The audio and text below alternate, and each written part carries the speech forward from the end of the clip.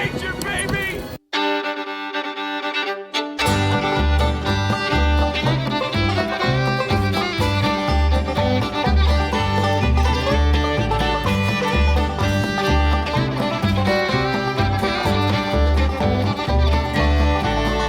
Yes, we'll reel around the flag, boys will really once again, shouting a battle cry of freedom. We will really from the hillside, all together from the plain, shouting the battle cry of freedom. The Union forever, hurrah, boys, hurrah! Down with the traitors, up with the stars. We will reel around the flag, boys, and really once again, shouting the battle cry of freedom. Good evening, it's Thursday night here, and welcome to another installment of Uncut History for the 60th installment. I mean, it's not 100, it's not 50, but yeah, it's a solid number. It's a good solid number, 60, and it kind of fits in because we're talking about the 160th anniversary of the Overland Campaign, a military operation during the American Civil War, one of the most critical military operations to ever occur in the history of our country. And we've been covering for the past several weeks here on Readout Productions, and I do want to mention, I have noticed we've had an uptick in viewership on the previous live stream since we started doing this Overland 160 coverage. And if you are a new viewer of the channel and you discover this channel through our videos on this campaign, let me know down in the comment section below. Let me know. I appreciate you guys coming in, tune in, listen to us talking about the Overland Campaign, complete with mostly accurate information, or as accurate of information that a college student stressed out can give you at the end of a semester. Yay. And of course, I brought back the blue. I brought back the Union blue. It was lacking last week. I was just too winded last week to get the uniform on. And what do? Well, I am jacking up our electric bill here, my family's electric bill. So we have all the ACs on upstairs here, got the fan going, all the electrical lighting to give you some semblance of light coloring in this image, because I am in a very dark, dingy room doing all of that so I can still sweat my head off and talk about history, but in a historically accurate sense.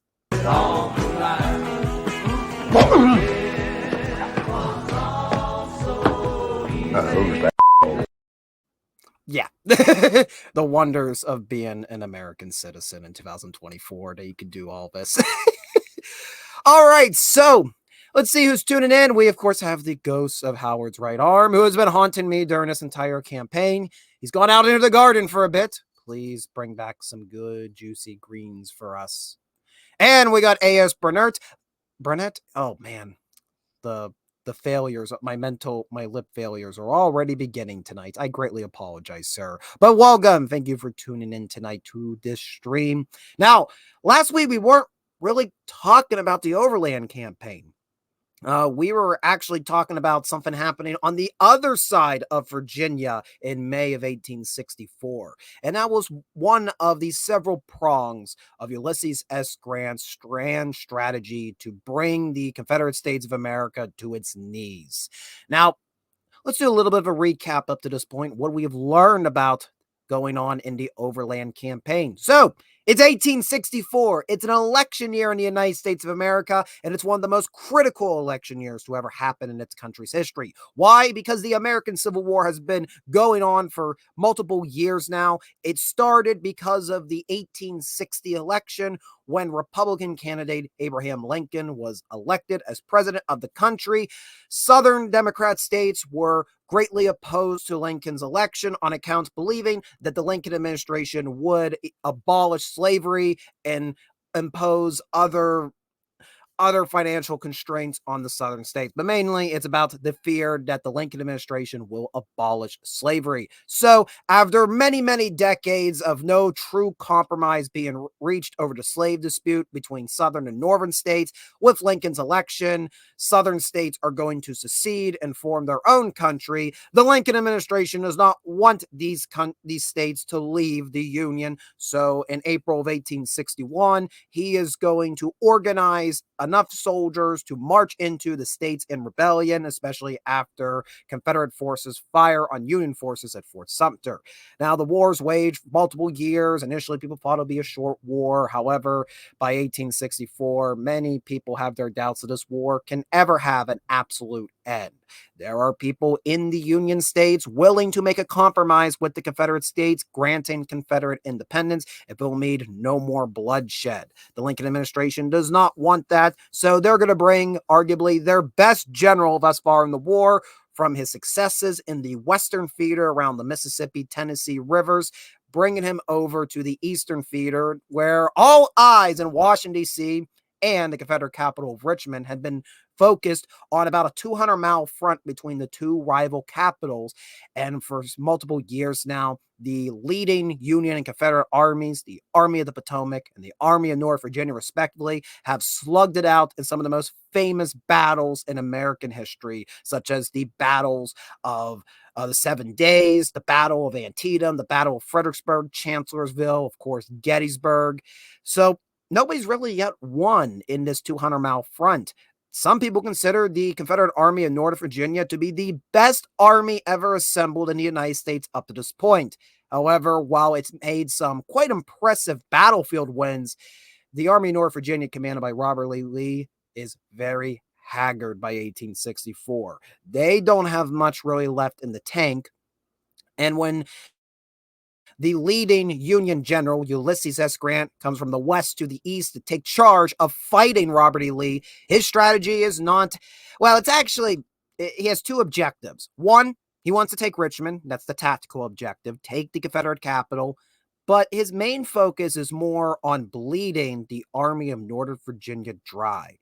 By doing this, he will take out the best fighting force the Confederacy has, because if you're not too familiar with the Western theater of the American Civil War, it's not too good for the Confederates. It's a little bit late in the story of the Civil War, but you can check out my General Hood's Christmas, Tennessee of 64 video to learn about the fun times being a Confederate soldier in the Western theater. Oh, what a tragedy. Anyways, Grant is going to come east. He's going to be named general of all U.S. armies, and his strategy is to have multiple Union armies advancing on multiple parts of the Confederacy simultaneously. He's going to try to have forces moving in for Louisiana to divide up that Confederate state. He is going to have his good friend William Tecumseh Sherman leaving a massive Union force toward Atlanta, Georgia. He's also going to have a small Union force demonstrated in front of Richmond around the area known as Bermuda 100 to kind of deprive Robert E. Lee of some sources. And he is going to send Franz Sigel down the Shenandoah Valley, the breadbasket of the Confederacy, to deprive the South of some of its most valuable agricultural resources. Well, you know what's been going on the past few weeks. Grant has attached himself to the Union's main fighting force, the Army of the Potomac. We're under command of General George Gordon Meade. And, well, the initial plan was run through the wilderness, a very thick forest just west of the community of Fredericksburg, get into the clearing south before Lee realizes what Grant is doing, put Union forces in the rear of Lee's forces, and force Lee to attack him, and hopefully that'll lead to the Army of Northern Virginia's annihilation. That did not happen. Lee was able to snare Grant in the wilderness in a vicious 2-day battle at the start of May. Many people thought Grant would get cold feet and abandon his attempts to move on to Richmond. It had happened in the past with other Union commanders, but Grant continued. He continued the initiative, and the morale rises in the Army of the Potomac. He's going to try to cut off Lee at a series of road networks known as Spotsylvania Courthouse. However, due to some, let's just say, some shenanigans involving the commander of the Union Cavalry, Phil Sheridan, as well as just miscommunication amongst the Army of the Potomac, they were choking their main road to go to Spotsylvania. Robert E. Lee and the Army of North Virginia were able to give Grant a slip, cut Grant off from getting to Spotsylvania Courthouse, and dug in around the critical road network. And for 2 vicious weeks, Grant ordered his Union forces to assault on multiple areas around these earthworks, including the infamous Mule Shoe, where a vicious 22-hour firefight occurred between the two forces. However, at the end of it, the fighting was inconclusive. After all of this bloodshed, Ulysses S. Grant is still continuing toward Richmond, but with an immediate road blocked. He is going to go around Lee's right flank. He's going to try once more to try to get around Lee's rear. And that sets the stage for the Battle of North Anna. And thank you, Wrangler, for tuning in. And that will get you a lovely... Yes, thank you very much. And tuning in to our talk about the North Anna. A battle not a lot of people talk about. Even Civil War historians tend to gloss over the significance of the fighting that occur around North Anna. As you're going to learn, part of it's because it's kind of in terms of blood loss, it is very small compared to Wilderness, Spotsylvania, and what we'll talk about next week at Cold Harbor. But what it lacks in bloodshed, it makes up for in a chess game between the two generals. All right, without any further ado, let's go to our slideshow for the week. Let's head over. Here are two fighting forces. We already know who they are. Army of the Potomac with the Union 9th Corps earned the overall 40 of Ulysses S. Grant. By this point, he has about 67,000 soldiers at the front, though that's not showing his full force. He still has almost up to 100,000 Union soldiers. He is getting reinforced by what was sometimes known as bandbox regiments, your heavy artillery units that have been staying in the cities in the north for most of the war. Grant is calling upon them to come to the front lines. They are moving to the front. We saw some of these heavy artillery units acting now as infantry, making an appearance at the very end of our Spotsylvania Courthouse stream. And more about them when we get to Cold Harbor next week. But in any case, you have the Army of the Potomac with the 9th Corps facing off against the Confederate Army of North Virginia under the charge of Robert E. Lee. Now, Robert E. Lee has been able to meet Grant in two stalemates, but is yet to deter Grant from pursuing Richmond. And well, the price of just stalemate in the Army of the Potomac has been high for Robert E. Lee. By this point in the campaign, he has lost his Lieutenant General, James Longstreet. He was gravely wounded in the Battle of the Wilderness, and though he will eventually return to the Army of North Virginia, that won't be for several more months. In his place is Richard Anderson. Now, Richard Anderson is a very capable officer, and he has so far shown pretty good abilities in the battlefield in his new Corps commander position, but he's still untested. He's only been in Corps command for a few weeks. The other third of the Army in North Virginia is under the charge of Richard Ewell. Richard Ewell has been with the Army of North Virginia since the very beginning of the war, essentially. He's probably at this point Lee's most trusted officer now that Longstreet's gone. But Ewell got a bit of a temper. He's getting very, very curmudgeon due to the high losses. His whole corps got mauled because they were the victims of the Union attack on the Muleshoe on May 12, 1864. So Ewell himself and his corps are very, very weak. And then, of course, we're going to have the Corps of A.P. Hill. Now, Hill had a bout of illness, so he was out of Spotsylvania, but he's back in the saddle here at North Anna. But, of course, Hill is quite the timid leader by this point. His illness is flaring up on and off. So, that's the Army of North Virginia. Things can't get worse, right? More on that later. So, what is Ulysses S. Grant trying to do now? I mean, he was stalemated on a 5-mile front around Spotsylvania Courthouse, so he can't just go right down the roads to Richmond. Well, he's going to move a little bit to the east, and he is going to link up with what is known as the Telegraph Road. This Telegraph Road, the trace of it is roughly used today by modern highways between Richmond and Washington, D.C., and during the American Civil War, it is a very important road artery. The reason it's called the Telegraph Road, well, it parallels at least around these parts, the Richmond and Fredericksburg Railroad. And of course, where there be railroads, there be telegraph lines, which provide for instantaneous communication. That's the fastest means of communicating between cities in the 1860s is by the telegraph. To think in the 1860s, the state-of-the-art technology was sending dots and dashes. Totally not dissimilar from how we text today. Did we really evolve as humans? Did we really evolve? I think we may have peaked. And anyways, I'm not going to go down that rabbit hole.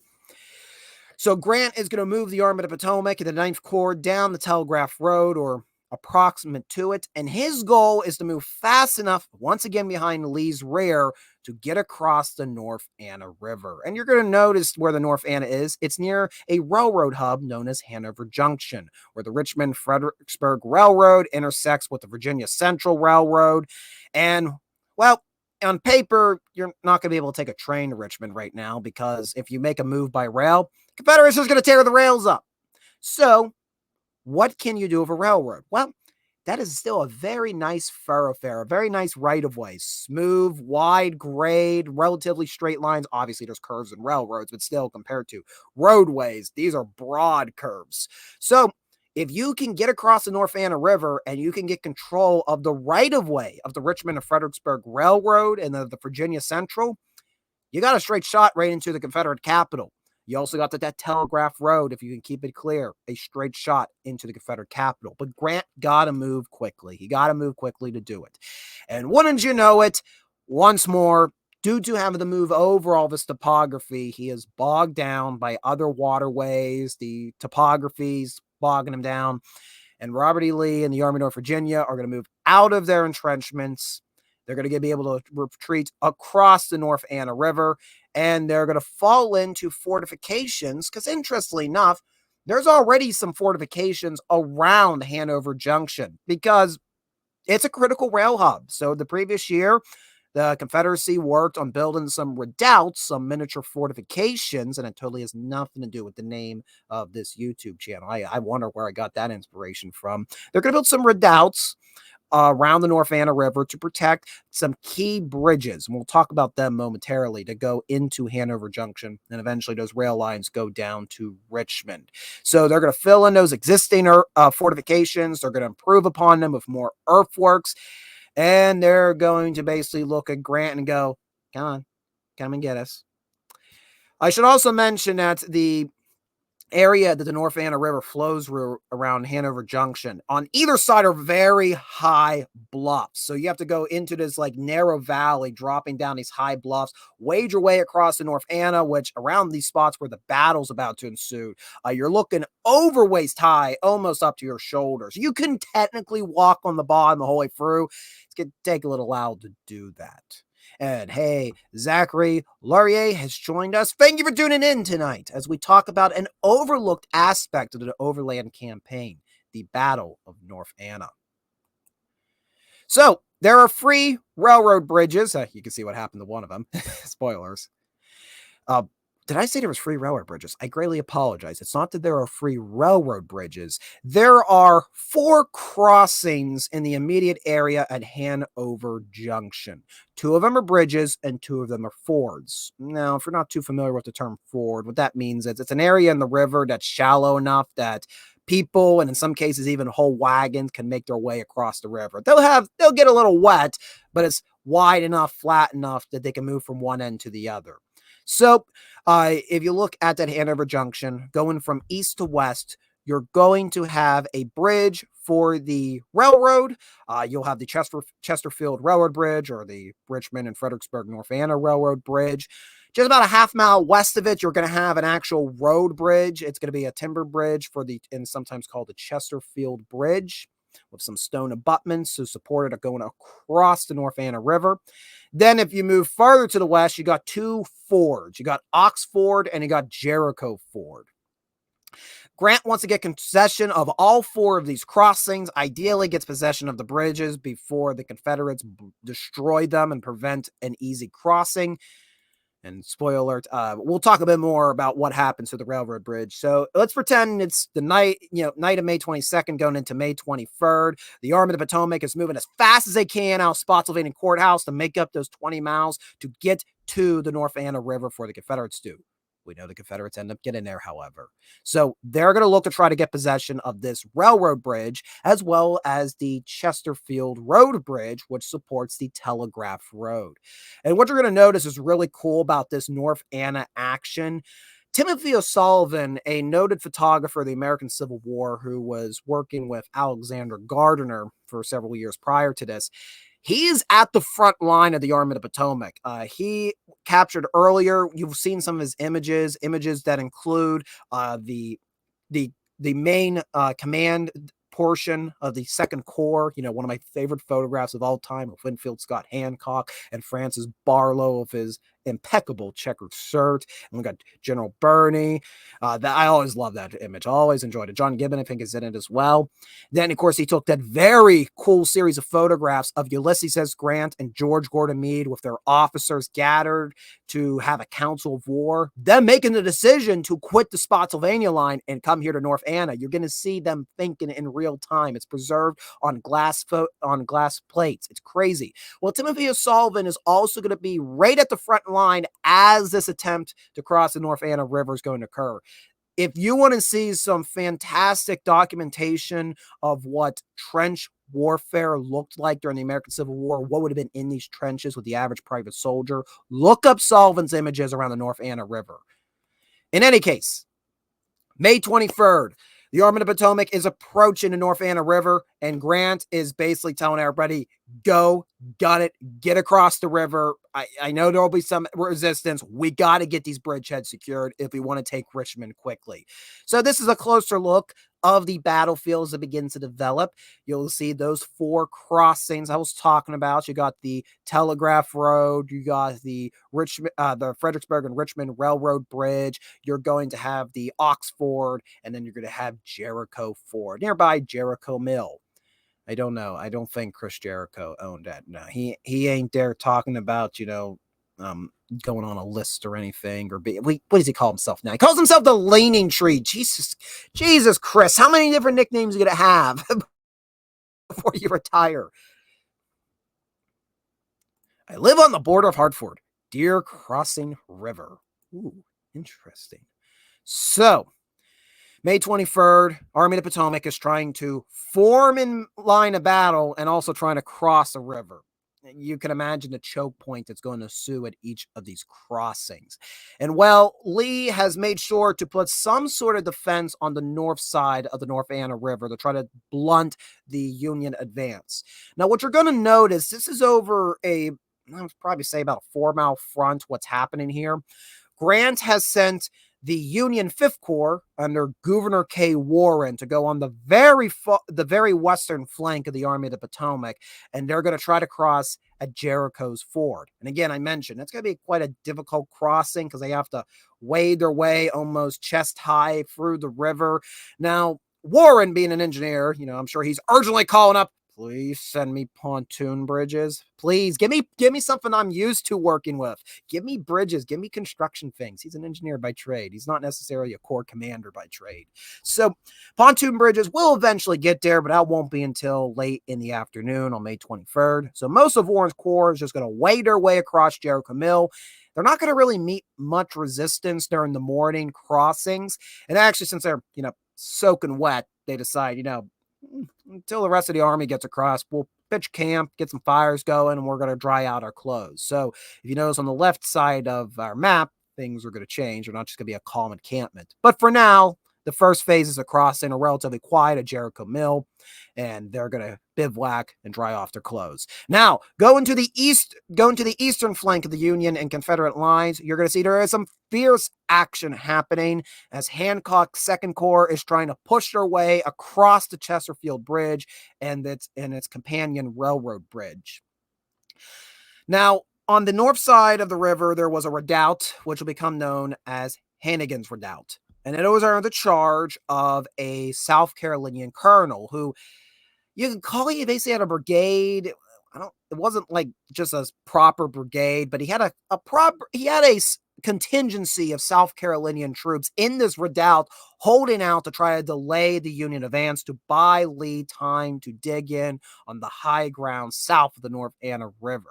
So he's going to be in one of those redoubts, and all day there's going to be some vicious fighting, close fighting, as the Union forces of Birney's division. So these are old 3rd Corps guys from my, everybody's favorite old 3rd Corps, commanded by Dan the Man Sickles. These are the survivors of Dan Sickles' move into the peach orchard at Gettysburg. Here they are a year later. They're going to storm this redoubt. Now, when you storm these redoubts, there would have actually been a ditch in front of the earthen wall. The ditch was used, one, to make the actual wall to protect the artillery pieces. 2, now you got a nice deep ditch, about 5 feet deep. So these Union soldiers are having to go down into the ditch and then climb their way up the wooden wall, the dirt wall.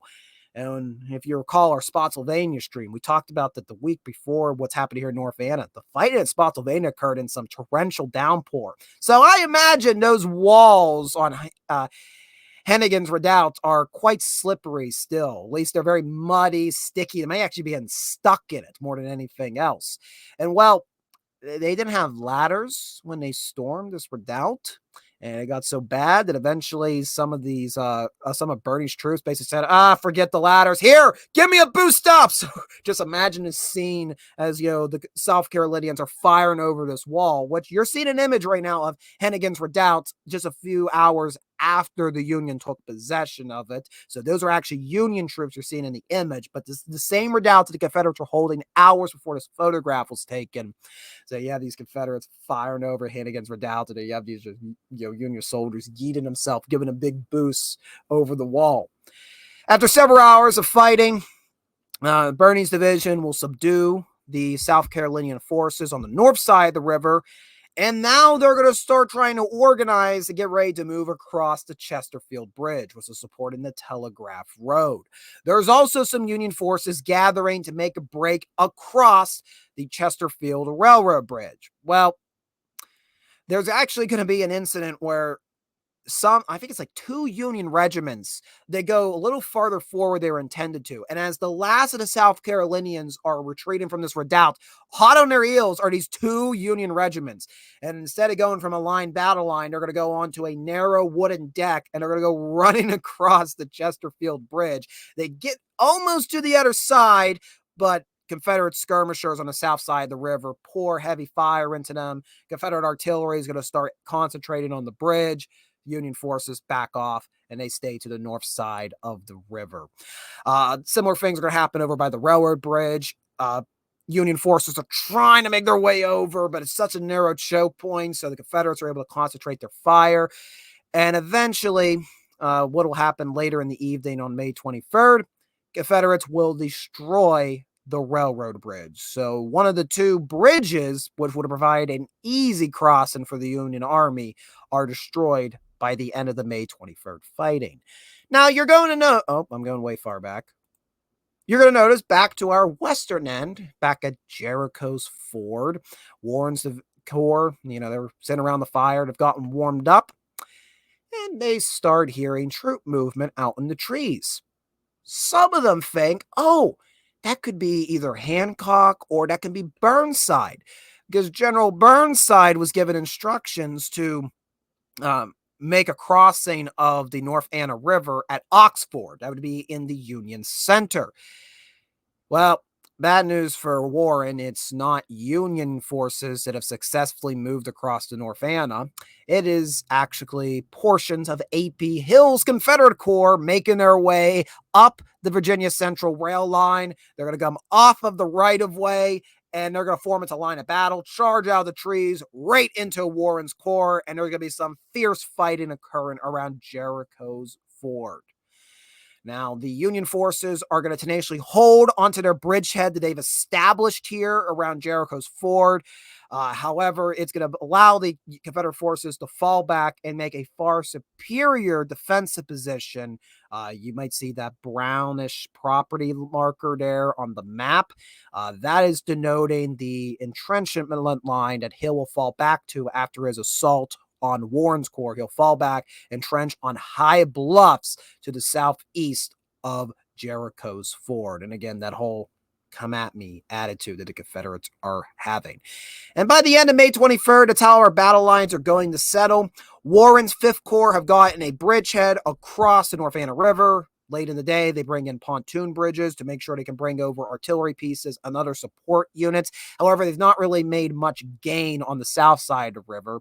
Burnside is just arriving because it's Burnside, and Burnside suffers from a case of the slows.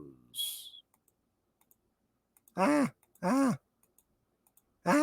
to be fair, we'll talk more about Burnside actually tomorrow. He's not going to be out of the fight for long. And then you're also going to see over on the eastern flank, we have Hancock's force who have driven back any Confederate opposition on the north side of the river. However, one of the railroad bridges had been destroyed. I should mention, though, there were some Ohio soldiers before night settled. They saw the railroad bridge and saw it destroyed. They also saw this very large tree that had been recently fallen along the riverbank, and they're like, that'll do. Dragged this giant tree, tumbled it over the North Anna, and some of the skirmishers, these Ohioan skirmishers, made across to the south side of the river, and they started sparring with the Confederates into nightfall. Wasn't a major action, but, infantry ingenuity. Never underestimate the infantry and what they can or what they are not willing to do. Yes, it is a reoccurring theme. Warren has it. Burnside has it. Yeah, everybody, with the exception of perhaps Hancock, has it. And, well, yeah, everybody except Hancock had it, I would say, at the start of the Overland Campaign. But we have Horatio Wright now in charge of 6 corps, so some things will change on that end. And it will never, ever be the same again. That is right. The United States of America would never, ever be the same again after the Overland Campaign. All right. I'm going to briefly get a drink of water.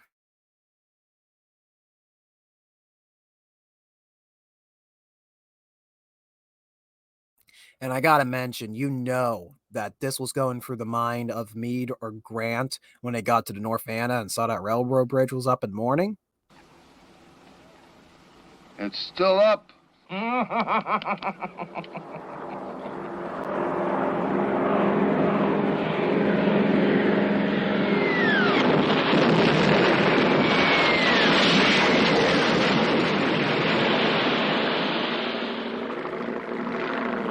No, it ain't.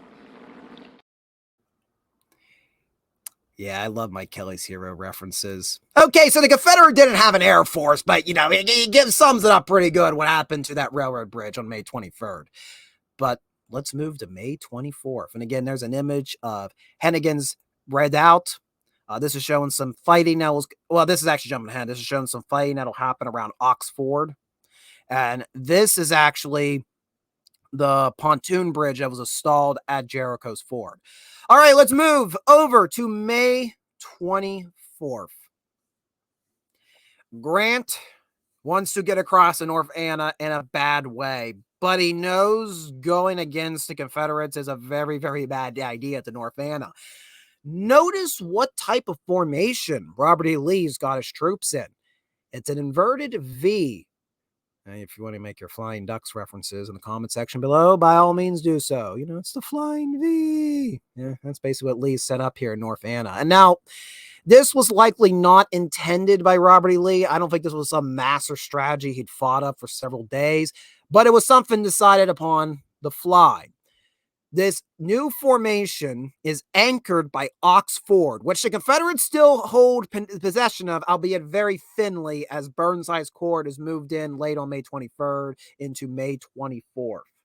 So Oxford is about to be heavily contested, but the Confederates technically have the ford in their grasp. Anybody who tries to cross that ford right now, they're going to be they're not making it across that river. They're going to get shot to pieces. Now, the situation the Union has with this Confederate formation is Lee has interior lines. Should Warren start attacking on the Confederate west flank, all Lee got to do is pull his troops from the east side and reinforce the west side.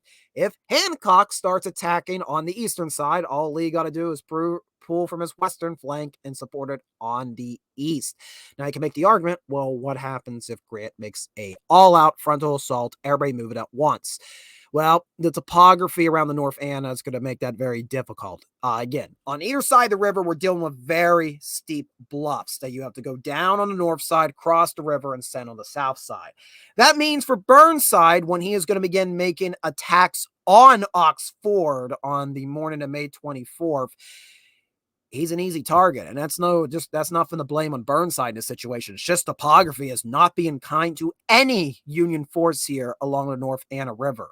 Now, what's very interesting about the Ox Ford, you'll notice there's actually an island. There's two narrow channels the river makes, and there's an island in the middle. So if we could go back to this earlier image, this is a Massachusetts regiment making their way across that island, fighting through this choke point, trying to get across Ox Ford. And it's showing you some of the fierce resistance that they were meeting on the south side of the North Anna River. So Burnside is sparring with elements of Hill's Corps. However, it's just going to be very, very difficult to get across and establish a bridgehead. So Burnside's Corps is going to try as best they can, but they're not able to break the apex of this inverted V.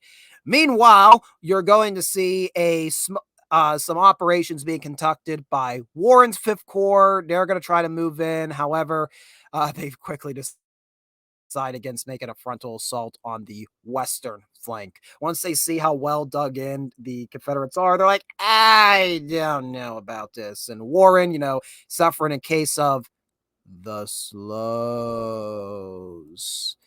He is going to skirmish with the Confederate western flank, but really is not going to make a full frontal assault. And again, I can't fully blame the guy. I can't blame Warren in a situation because he's looking at these Confederates entrenched on high ground, knowing that they can reinforce themselves in a moment's notice. Now, Hancock is going to make a more pronounced attempt, particularly on a bulge on the Confederate eastern flank. You can notice there's a very sharp right angle. I don't know if I would fully call it a salient.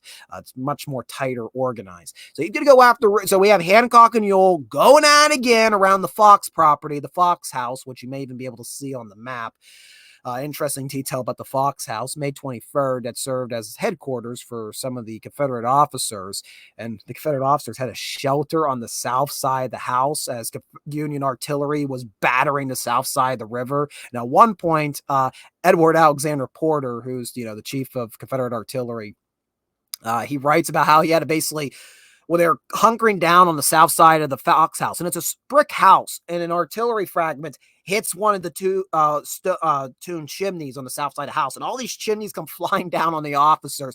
So Porter just yeets himself into this window seal for a basement, spares himself of anything more than a few bruises, but some of the other officers are actually so badly harmed for the falling bricks they have to be taken off the battlefield. Apparently they were cursing as they were dragging off because they were like, oh, this is what befalls me, bricks.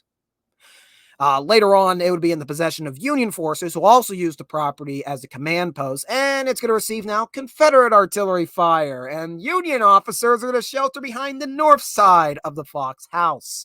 And you'll notice the Fox property sits in blue. That's because it was purchased just a few years ago by the American Battlefield Trust, and fascinatingly, the house is still standing, so there's hopes that they can properly preserve that house, maybe bring it back to its wartime appearance.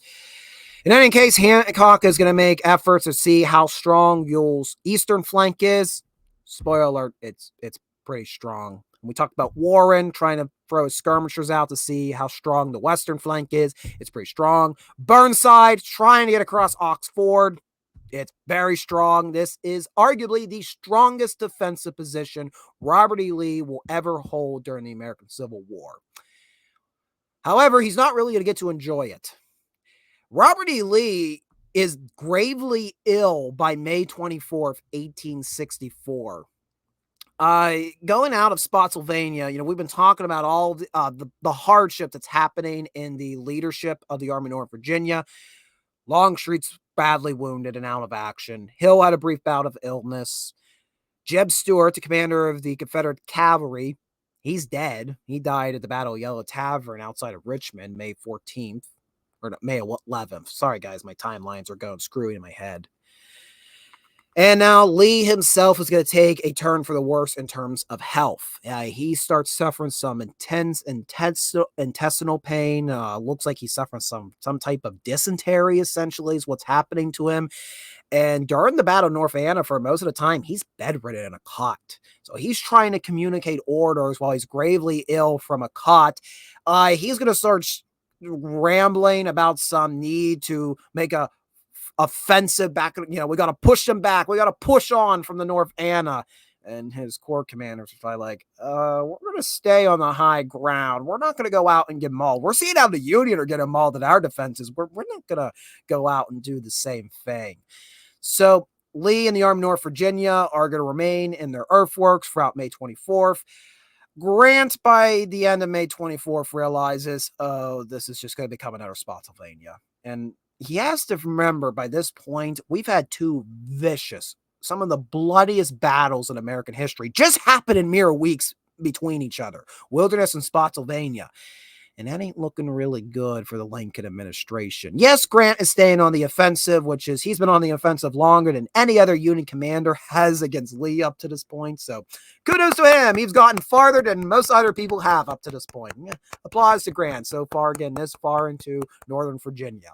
But, you know, I think what was it like? We have over 17,000 Union casualties of the Wilderness.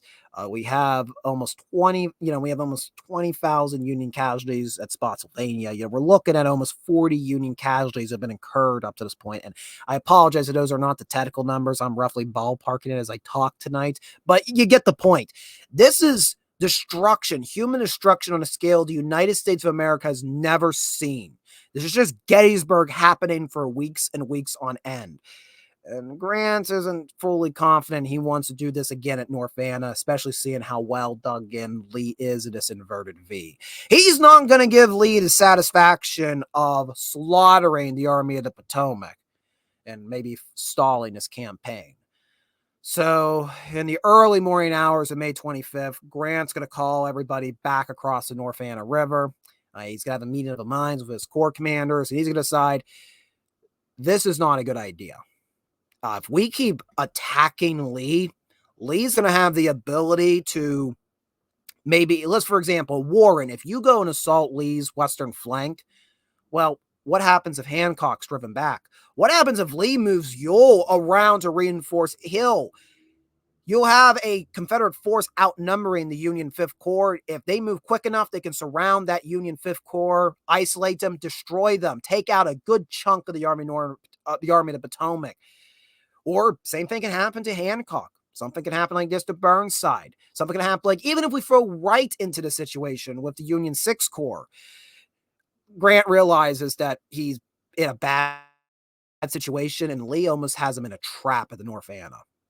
So instead of going into this trap, Grant's going to pull himself out before the trap is sprung. He's going to get back across the North Anna River by May 26th, and he is going to continue to the east and then move south once more, trying to outflank Robert E. Lee to his rear.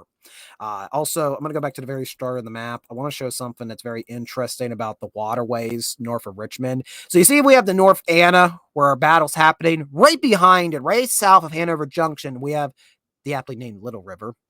And then we have the South Anna River, which is a mere couple miles to the southeast of where this battle's been waged. All three of these come together to make one long river, the Pamunkey River. So Grant decides, you know what, instead of having to have a direct route that requires me to go over three waterways, and by this point, the Confederates are going to do a number to their bridges, so that's going to slow me down. I'm going to wise up. I'm going to move around their right flank again. And I only have to make one major river crossing. So Grant is going to go try to find an opening across the Pamunkey River before Lee can reorganize. And if he's able to get across the Pamunkey River, he's just going to be about a dozen or so miles from the outskirts of Richmond. Now, it's going to take a little time, a little sparring around with Confederate skirmishers, but eventually Grant is going to do this. He's going to get across the Pamunkey River, and he's going to start running toward a critical crossroads that'll give him a direct artery into Richmond, known as Cold Harbor. Robert E. Lee is gravely ill, as we mentioned in the Battle of North Anna. Once he starts to regain some of his health, he realizes the opportunity is missed to entrap Grant's army. Frustrated, he is going to quit the North Anna front. He is going to try to find a way to ideally block Grant from crossing the Pamunkey River, but they spoiled. Grant will eventually find his way across it. And then he's going to have to find a spot where he's going to put himself between Grant and Richmond. And you can see that space between Lee and Richmond is growing smaller and smaller. Lee is going to be forced into a do or die situation at Cold Harbor, which we'll talk about in a future Uncut History. So we're going back through some of our images. These are just some final sketches. Here we see some Union cavalry crossing the Chesterfield road bridge, holding the Telegraph Road, trying to push back the Confederate eastern flank, but were unsuccessful. Here we have a sketch of some Union artillery on the north side of the North Anna River, pounding Confederate forces on the south side. So this is actually done during the early phases of the Battle of the North Anna. And here's an actual image of the Chesterfield Road Bridge. And it's going to be kind of hard to see because things are blurry on the bridge. There's a reason it's blurry. That is Union cavalry in movement across the Chesterfield Bridge. So you're seeing an action shot during the American Civil War. You're not typically going to see any battle sequences, people shooting at each other. The frames per second back then was just very, very, very slow back then in the 1800s. But in any case, there are a few action shots in the background of a battle. And here's a perfect example of that. So this is like as close we're going to get to time travel. And thank you, Ghosts of Howard's Right Arm, for tuning in. As we wind down our talk about the Battle of North Anna, this was a opportunity for Robert E. Lee to spring a trap on the Army of the Potomac and its 9th Corps. However, Grant realized the danger he was walking into, withdrew from the North Anna, found another avenue to get behind Lee, and forced Lee to find some sort of position to put himself in front of Grant in Richmond. Grant and Lee are heading to Cold Harbor, which may be the deciding battle of the American Civil War. Maybe. I wouldn't say it was. I wouldn't go and write that in your history report that it was, because guess what? It wasn't. But it could have been. Could have been. It had the potential. And this also shows you that just in terms of casualties was much smaller, much lighter compared to what we're used to during the Overland Campaign. It's actually like, oh, Grant's not a butcher. Yeah, everybody calls Grant a butcher. No, he wasn't some mad guy trying to kill everybody. He was trying to find a way to bleed the army in Northern Virginia and force it to capitulate, which did require him to get involved in some of the most bloody, messy fights in American history. But, in this case, he knew that he's like, well, I don't want to risk the army. This is not worth the sacrifice. I'm going to go find a better battlefield. So Union casualties are about 2,600, not 26,000. No, 2,600. Take out that final zero. That's my bad. Putting this together this evening. Again, stressed out college student. Off to the right, you're going to see our Confederate casualties are at 1,600. So comparatively light to what we are accustomed to during the Overland Campaign. But don't worry. It's going to get a lot worse at Cold Harbor. All right. So, anybody have any questions about the Battle of North Anna, about the Overland Campaign, about why I would just sit in wool on a very, very humid May night? I'm totally sane, guys. I promise. Well, we're actually going to wind down a little bit earlier than normal. Reason being, I'm pretty tired. I'm pretty winded. I've had a busy couple weeks. So, and I got some finals to still work on. My classes are quarterly. We don't do the traditional semester. So my spring courses were actually March through May. So I'm actually winding down. Well, there's this wonderful thing called a replay. And when this goes off the air, you can actually replay it and start it from the very beginning. Isn't that great? James Esparza, who, by the way, Mr. Esparza is the gentleman that was able to design... We're not going out just yet. He's the gentleman who helped design this very logo we're now using here on the channel. I didn't ask for a logo change. He approached me one day and was like, hey, I made this cool thing for you. What do you think? And it was awesome. And I'm like, yeah, I'm going to use this. Thank you. Thank you for taking time out of your day to make this awesome logo for the channel. We brought the channel into the 21st century finally with this logo. So greatly appreciate that. And we actually had James Esparza on as a guest a number of weeks ago. I want to say, what was that around? Like September, October of last year. It was an older episode of Uncut History, which I believe his episode... No, I think your episode's still on the main channel. Let me double check. Because I am starting to back catalog our live streams over to Readout Replay.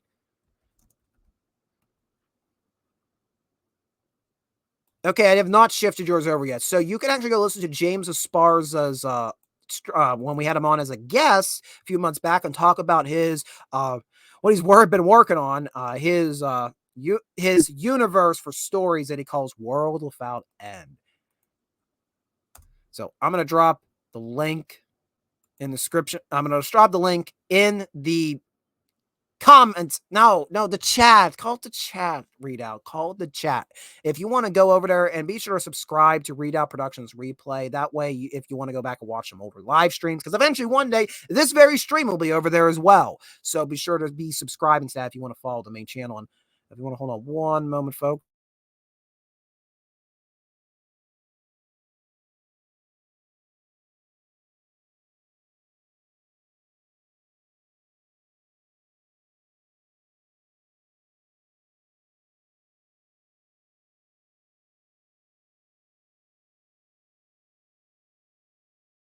Apologies about that. One of my friends and co-hosts at the Fubar Digital Lounge, a humble collector. He is a World War militaria collector. He's trying to find ways to spend my money. That's what happens when you're you're a historian and you're friends with other historians. They try to find ways to spend each other's money. It's great. It's a great time. I'm not just talking about the war. I'm talking about just crazy stuff. Like I don't have the Pomni plushie. Pomni's over there. That's a story for another day. I don't need to alienate the history crowd with my my pop culture crowd. That we know when those two powers combine, weird, but sometimes cool things happen. Weird, but sometimes cool things happen. You can't leave. I just got here. You're still here? It's over. Go home. No, don't go home yet. I tell you what, to wind down tonight, we'll try to push this out to the hour mark. Has anybody ever watched Ginger Billy? This has nothing to do with history. We're going to pull up a brand new video for Ginger Billy. If you don't know who he is a freaking hilarious comedian who does this stereotypical redneck like interpret. And he and his friends are mad geniuses with concocting redneck machinery. Like he's made a homemade tank, homemade bulldozer, all sorts of weird trucks.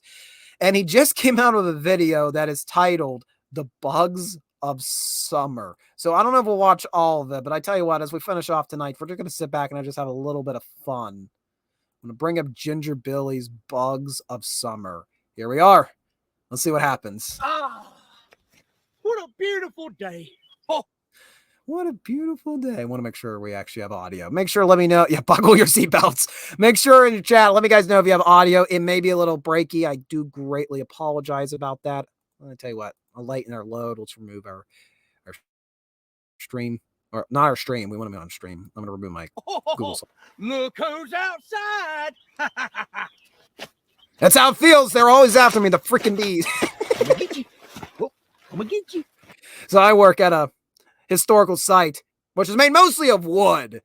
Man, we got every type of bee. Now, most of them are carpenter bees. I don't have a problem with the carpenter bees. I call them the big bumblebees. They'll buzz around and try to intimidate you. Just don't let them intimidate you back. But people are so terrified of them because of how big they are. So, one will buzz down and go zzz, and people freak out. And, well, that's how you get stung. However, I am none too enthused by yellow jackets, hornets, wasps. Those things can go kill over. What stingy? Great. Been out here 2 seconds and there's already a bee flying around my head. Oh, yeah. Bees are least of our problems around here. This is my yard. Oh, yeah? Well, these is my flowers. So if you mess with them, I'm going to buzz you up. Oh, really? Well, I wonder what Mr. Tennis Racket has to say about that. Oh, you should.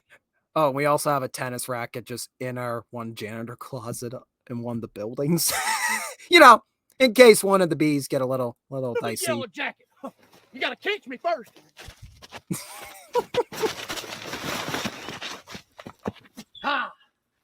That's better. Oh, man. Them eyeballs is looking nice and juicy. Where did he buy these clothes? Swimming in one. Like, what do you buy these off of? Amazon? Oh, a darn gnat. Them ears is looking good, God, too. not the gnats. Oh, we know about fighting gnats here at Redoubt Productions. Go watch our Bloody Lane video from Antietam.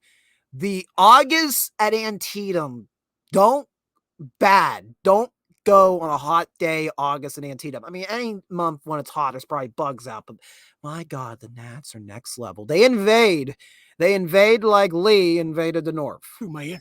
Oh, hey, let me just whisper in your ear real quick, you know?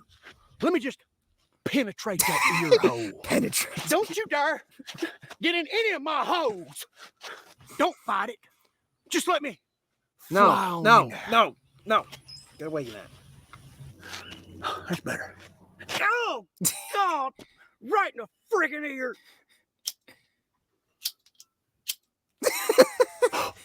All right. Oh, so this is what the interior of the human ear looks like.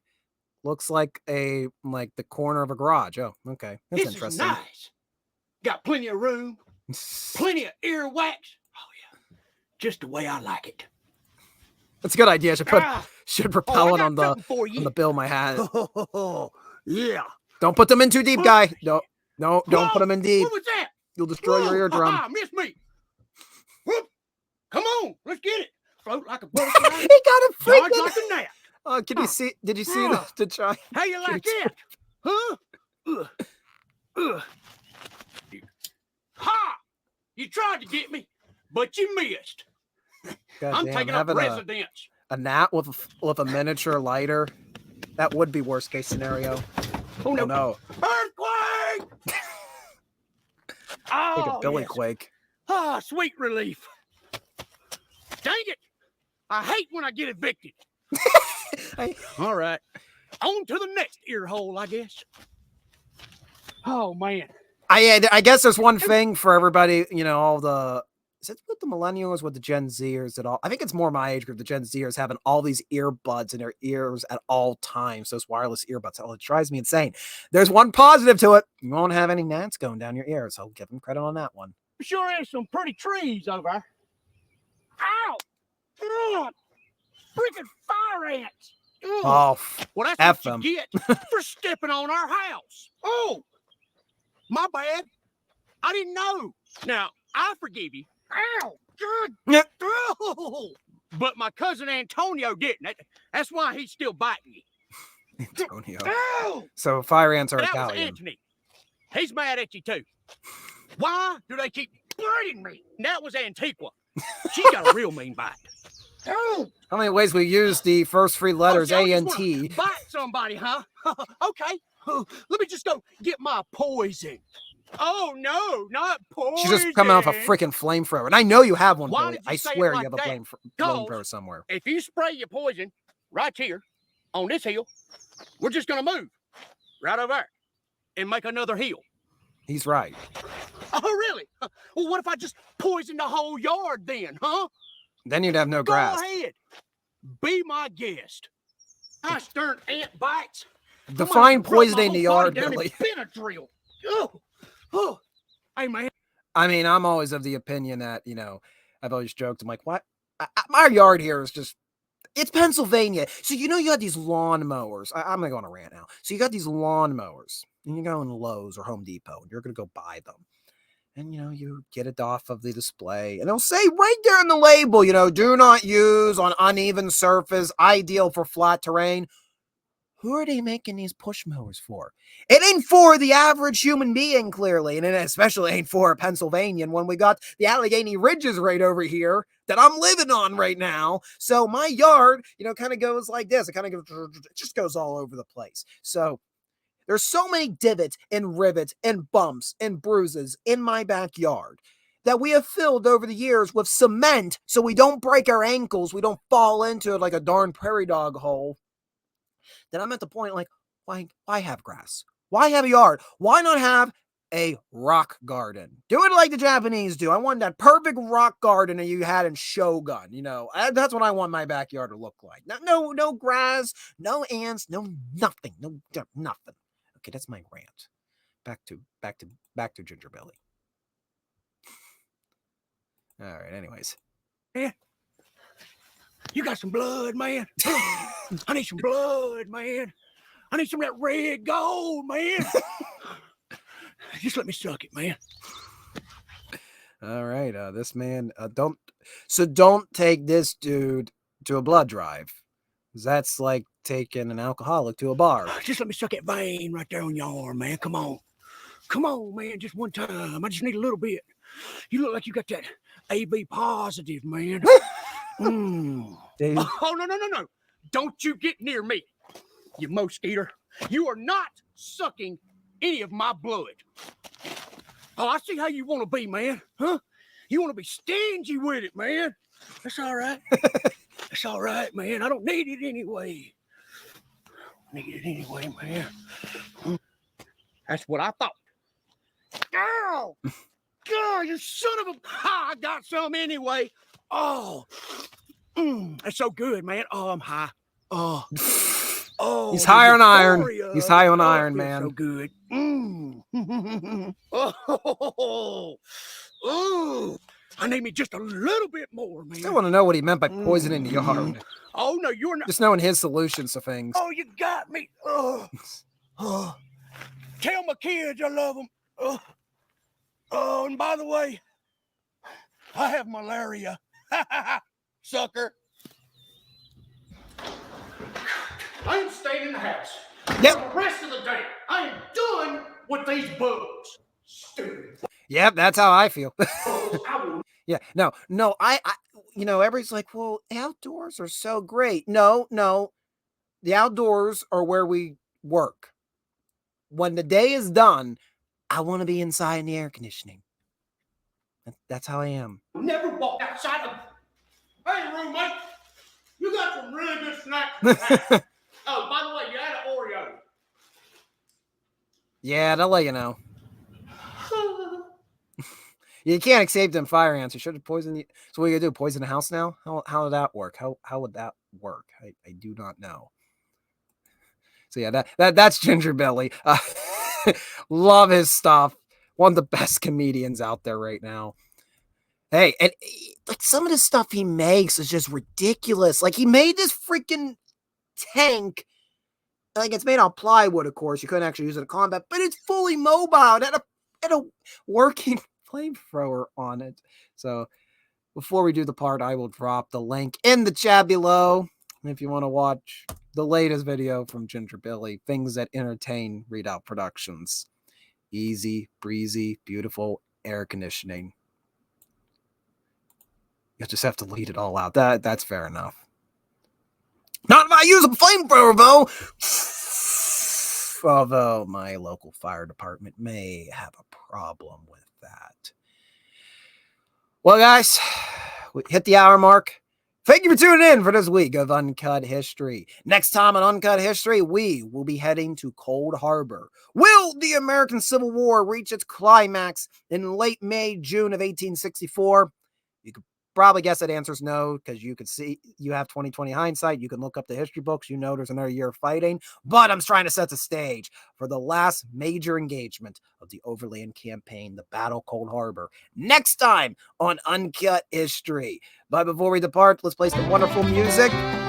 Thank you guys for tuning in. Before you head out, consider hitting the like button down below. It lets the algorithm know that you want to be educated by social media. Yeah, I know what I said, educated. That's the word, right? Educated, yeah. Also, be sure to subscribe here to Readout Productions if you have not done so already. So you'll be the first notified when we go live.